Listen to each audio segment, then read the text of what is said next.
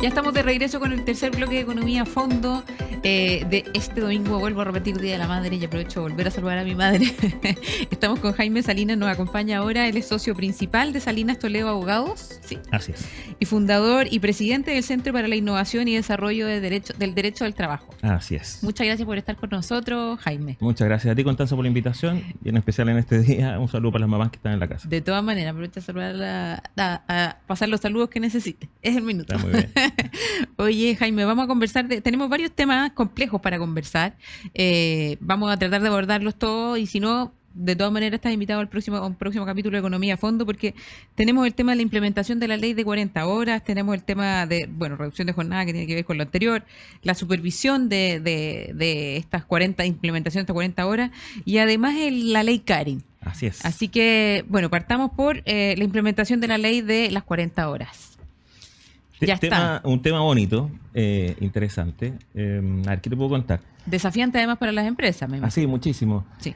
No es un tema que es novedad para las empresas, porque primero hay que tener presente que la ley fue dictada en abril del 2023. Sí. Entonces las empresas han tenido un año de trabajo, de estudio, de proyección de cómo se van a implementar los cambios que trae aparejada esta ley. Sí. ¿Qué es lo que han hecho la ley, en virtud de la ley, las empresas durante todos estos últimos meses?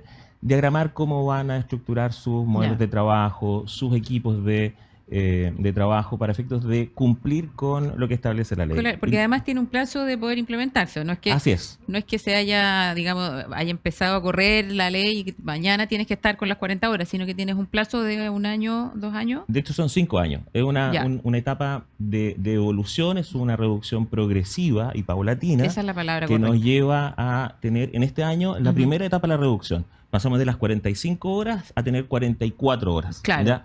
En 2 años más, es decir, el 2026, el 26 de abril del 2026, las empresas tienen que reducir 2 horas más para llegar a un total semanal de 42 horas. Ya.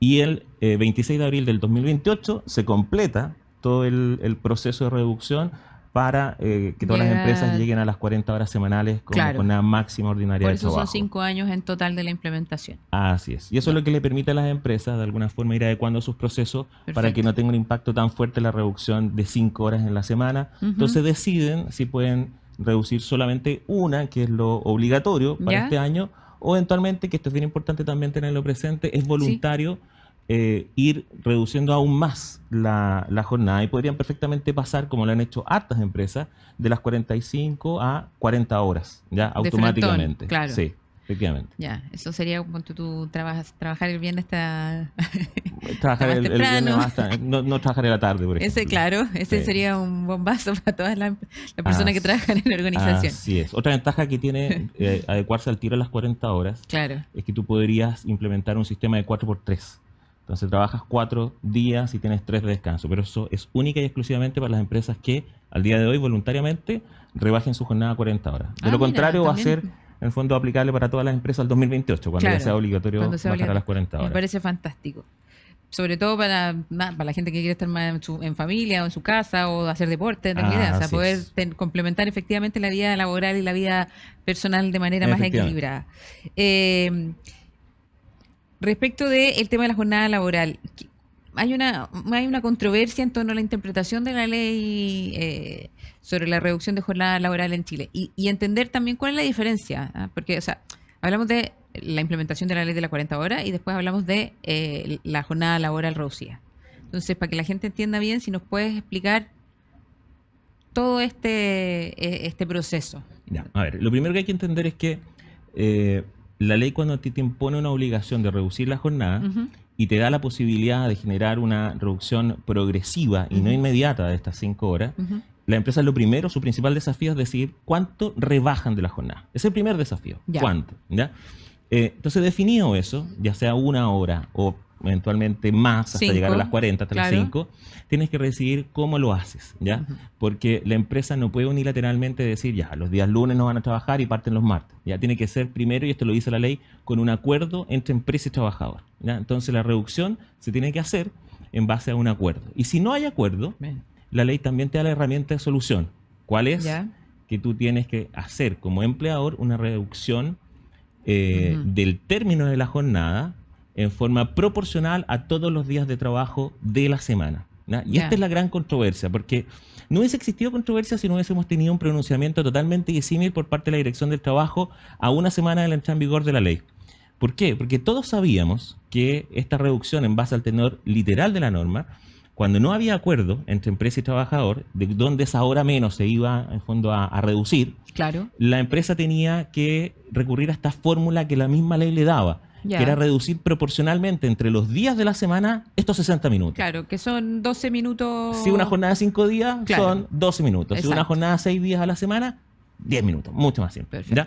Entonces, teníamos la interpretación literal de la ley. O sea, de hecho, ni siquiera la interpretación, el tenor literal de la ley te daba esa fórmula. Teníamos dictámenes de la Dirección del Trabajo que habían reiterado en el fondo esta misma regla.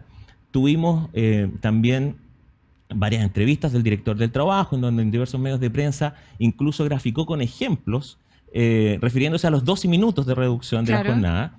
Pero resulta que una semana antes de la entrada en vigencia de la ley, la Dirección del Trabajo emite un dictamen en donde lo que señala es que el correcto sentido de la rebaja ante la falta de acuerdo es reducir en 1 hora la jornada en un día determinado para aquellos trabajadores que tienen 5 días de trabajo, o en 50 minutos para aquellos trabajadores que tienen 6 días a la semana, 50 minutos la jornada de un día y 10 minutos la jornada de otro. Entonces, esa interpretación que ahora la Dirección del Trabajo es la que generó mucha polémica. Ahí está la controversia. Y hasta controversia, porque no se ajusta al tenor literal de la ley. Entonces, la función de la Dirección del Trabajo efectivamente es fiscalizar y también interpretar el correcto sentido de la norma.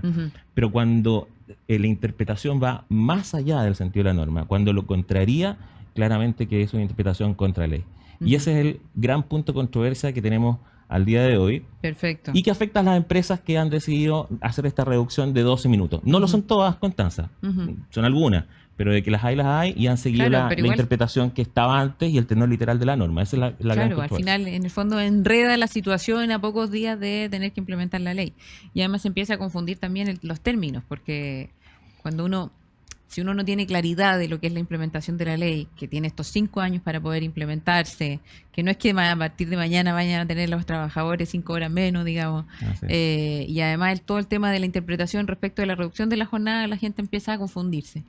Sí, considerando especialmente que tuvimos un año de espacio de tiempo para que la Dirección del Trabajo pudiese haber dado esta interpretación, que es contraria en el fondo a la norma, pero por último para haber anticipado por parte de las empresas cuáles iban a ser los esquemas de distribución de la jornada que tenían que haber hecho para adecuarse al tenor de la ley. Entonces ahora lo que puede pasar es que van a fiscalizar eventualmente a estas empresas que han reducido 12 minutos y vamos eventualmente a tener empresas que van a ser multadas por no haber seguido el criterio de la Dirección del Trabajo, y esas empresas van a tener que defenderse judicialmente para, en el fondo, defender que el criterio que ellos siguieron es el que establece el tenor literal de la norma, y va a estar judicializado un tema que era muy positivo a Chile. Claro, la norma es mucho más simple. Sí, se conflictuó algo que no debió haber sido conflictuado. Claro, perfecto. Oye, y el tema de la fiscalización por parte de la Dirección del Trabajo, yo lo veo súper complicado, porque imagínate tener que fiscalizar a la implementación de la jornada, muchísimas empresas, como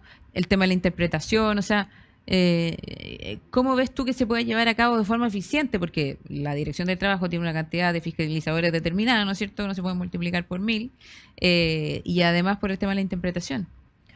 A ver, sobre la cantidad de funcionarios que van a fiscalizar, yo entiendo que la Dirección del Trabajo ha establecido un número importante de crecimiento en su dotación de personal para hacer frente a este número nuevo de leyes que obviamente genera una mayor necesidad de fiscalizaciones. Es importante tener presente que la función de la Dirección de Trabajo es fiscalizar y está bien, Constanza. Sí, perfecto. Es su función fiscalizar. Pero la idea también es que la fiscalización, que se traduce en el fondo en que llega una persona a la empresa y empieza a requerir antecedentes, documentos para ver si esa empresa está en regla con la normativa, sea también con un criterio en donde si se va a pasar una multa, sea acorde a una infracción expresa al texto legal que está en el fondo siendo fiscalizado. Entonces, lo que vemos en el fondo que va a pasar es que con estas interpretaciones que son contra el texto de la ley, puede crecer el número de multas a las que las empresas se van a ver expuestas. Hay un dato bien interesante, que es del 2023 de la propia Dirección del Trabajo. Fíjate que, y esta es experiencia personal, pero nosotros en nuestra oficina nos hemos dado cuenta estadísticamente que el 2023 tuvimos muchísimos más requerimientos por parte de nuestros clientes de reclamar judicialmente multas de la Dirección del Trabajo. Perfecto. hubo muchas más fiscalizaciones, hubo muchas más multas que fueron cursadas a las empresas y particularmente yo diría que hubo un elemento estándar en muchas de ellas, que los reclamos con éxito, en el fondo logramos anular esas multas o reducirlas en un porcentaje bien importante de su cuantía, pero eran muy pobremente fundadas. Eran multas que estaban pasadas muy rápidamente, sin mucho fundamento. Claro, ¿y en qué orden? ¿De qué tipo de multas eran? Eran multas de cualquier tipo, sobre todo de jornada. O sea, había variedad de multas, no es que tuvieran un tema en particular que estuvieran como no fiscalizando. particular, porque no teníamos ninguna norma tan imperativa y de importancia o conocida el año 2023. Eran simplemente el Código del Trabajo y las normas complementarias comunes y corrientes. Perfecto. Pero fíjate que esta estadística que yo te estoy mencionando, que da cuenta de la experiencia personal y también de otros estudios con los que nosotros hemos conversado este tema, demuestra que, y por los datos estadísticos de la ADT publicó hace poquito, un par de meses atrás, que efectivamente esto era cierto y no un caso aislado de nosotros. Creció la fiscalización en el orden de más de un 10%. Dato oficial de la Dirección del Trabajo. Creció el curso de multas en más de un 7%. Y este es el dato más dramático. La recaudación por concepto de multas creció del orden de más de un 44%. Entonces, ¿cuál es el impacto que genera esto a las empresas, Constanza? Que todas las empresas, en el fondo, no tienen la posibilidad de recurrir a abogados para efectuar las reclamaciones judiciales. Sí, de todas maneras. Y muchas de ellas, por desconocimiento, a veces se les pasan los plazos, pudiendo eventualmente haber reclamado, como te decía, soluciones que eran pobremente fundadas por la rapidez con la que estaban siendo cursadas. Entonces, muchas empresas estuvieron enfrentadas a tener que pagar multas de las cuales eventualmente no debieron haber sido nunca multadas o pudieron haber reclamado judicialmente con un porcentaje de éxito importante. Entonces, yo lo que veo es que va a existir este año, si el año pasado, sin tanta nueva normativa, existió un crecimiento importante en las fiscalizaciones, este año con 3 leyes, la de conciliación de vida familiar y laboral, la ley de las 40 horas y la ley Karen, vamos a tener muchas más fiscalizaciones y probablemente un escenario de aumento de las fiscalizaciones mucho más exacerbado que las tasas que ya se habían acrecentado el 2023. ¿Y cómo se le da una solución, por ejemplo, a las empresas más pequeñas que no tienen la posibilidad de defenderse legalmente? A ver, con conocimiento, con capacitación, tú puedes reclamar una resolución de multa sin necesariamente recurrir a un abogado si es que optas por un camino previo a la reclamación judicial, que es la reconsideración administrativa. Una empresa que le pasan una multa y estima que está mal cursada porque hay un error de hecho o hay un error de derecho, Constanza, puede hacer una presentación sin mayor formato, personalmente, sin un patrocinio de un abogado, que se presente directamente ante la misma Dirección del Trabajo. Y la Dirección del Trabajo, con esta nueva argumentación, que la eventual aportación de nuevos antecedentes puede resolver. En la gran mayoría de los casos hay que tener presente que estas reconsideraciones no tienen mucho éxito porque en el fondo tú le estás diciendo a la misma persona que te multó que reconsidere. Que no entonces, salvo que sea algo muy explícito, es difícil que se revierta. La recomendación entonces es acudir de todas maneras, a un profesional, a un abogado que esté en conocimiento del tema. Así es. Jaime, como te dije, teníamos varios temas que conversar y el tiempo se nos pasa volando, así que desde ya quiero dejarte públicamente y al aire invitado para el próximo programa de Economía a Fondo, porque tenemos pendiente hablar del tema de la ley de conciliación trabajo-familia. Y tenemos pendiente el tema de la ley Karen, que es muy compleja y a mí me preocupa mucho conversar sobre ese tema porque nos afecta a los trabajadores, a las empresas, y la interpretación también es muy gris, digamos, tiene una línea, unos bordes bastante complejos. Sí, hay muchos puntos ahí, hay hartas obligaciones, hay protocolos, hay capacitaciones, seminarios, hay muchas cosas que las empresas tienen que adoptar en estos meses antes de entrar en vigencia, que es el 1 de agosto, y en las cuales las empresas ya están anticipándose con muchas acciones, con mucha, en el fondo, proactividad, y es importante también conversarlo desde ya. Pensar que en un año la ley de 40 horas en el fondo cambió por una semana una interpretación y ahora estos son algunos meses nomás que tenemos con la ley. Así es. Bueno, me tengo que ir, tengo que dejarlo. Jaime, ya sabes, están comprometidos públicamente. Así que nos vemos en un próximo capítulo de Economía a Fondo la próxima semana. Que estén bien y síganos y véanos a través de Agricultura TV y Radio Agricultura.